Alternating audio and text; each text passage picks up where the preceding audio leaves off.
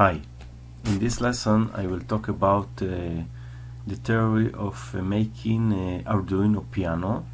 We will do a very simple Arduino piano with some limited features, and I will explain how to design the piano and how to build all the parts and all the theory that is behind this piano. So first of all, I'm not a musician, disclaimer, but I've searched on the internet for a piano octave. Okay, so a piano have a few octaves. We will work in one of them, and octave is, I hope I'm not mistaken, but it is 7 different sounds. So we have here, I'm not taking these, I think the minors, I'm taking just the basic frequencies, which are do, re, mi, fa, sol, la, si. Okay, so we will use these frequencies which we have in this table. I hope it is correct. So we have here 40, 140 Hertz, etc. We can see here the exact frequency of the sounds.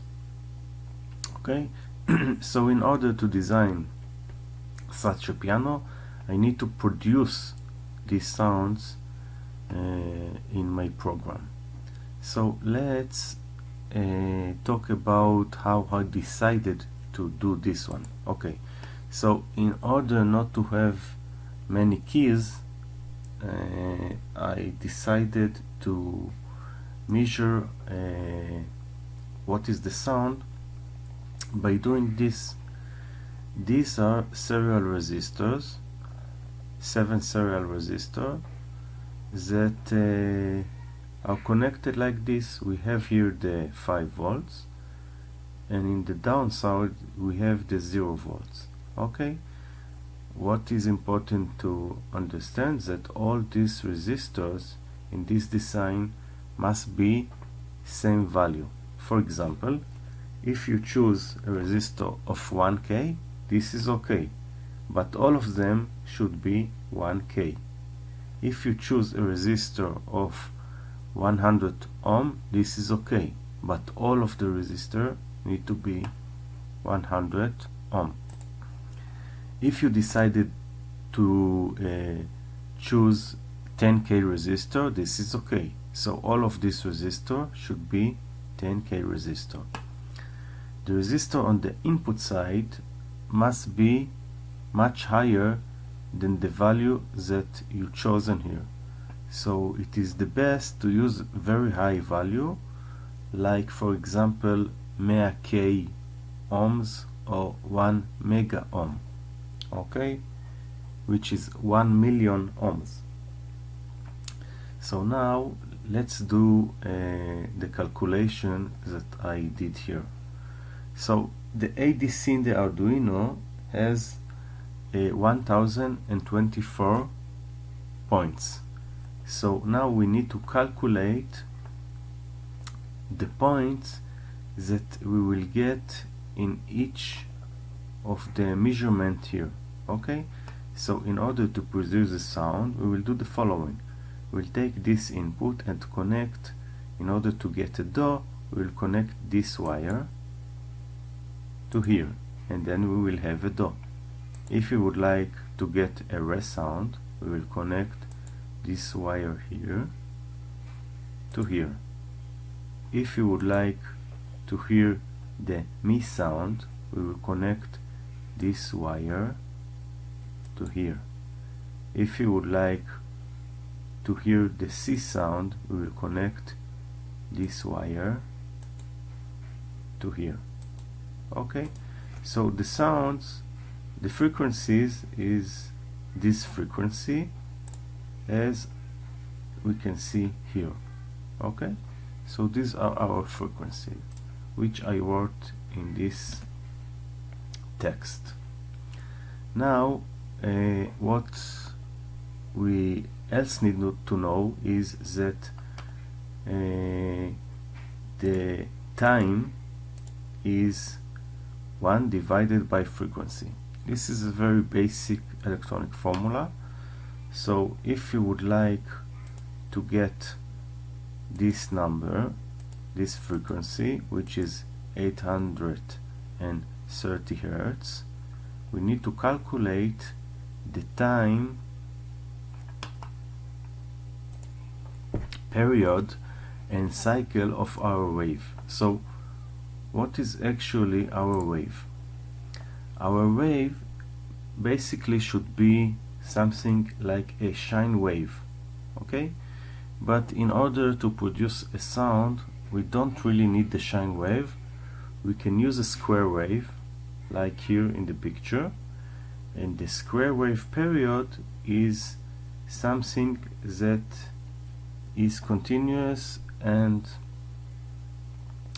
generate again. So this part here generate again here, etc. Okay, so the time period of the wave in this case is from this point to this point. And we can see, for example, that if we are talking about 830 Hertz, the time period should be 1204 microseconds from this point to this point. Okay, so what we will do, divide this number by half, and half of this time we need to be in low value, and to generate in this period of time, let's say 0 volts, and in the other part, which is half of this number, which is in this case 602 microseconds, we will be on the upper way. So like this we can generate all the sounds. Okay, so this is the basic theory of what I'm going to build.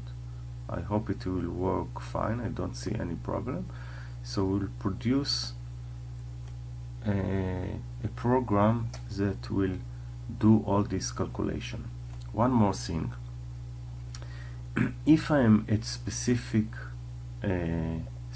sound, let's say I'm on Do, so I guess the number that I will read in the analog input will be 146. This is the number, because again we have all ADC have, as I said, 1024 points. So each resistor, when I connect this point to this point, I will see a different number, and the different number we need to take some margin. So what do I mean? I mean that if I connect here, I need to see this number, but because the resistors are not very accurate and the ADC is not very accurate, so we will need to take a margin and try to see that we see, let's say, number between these numbers. So if, for example, I want to see this number 146, so I will search for a number, let's say below 200 and higher than 50 will be this sound. We will take, I can see that I can take 50 points above and 50 points below in order to determine that I'm in this part of the circuit. Okay, so I need to take some margin. Okay, thank you.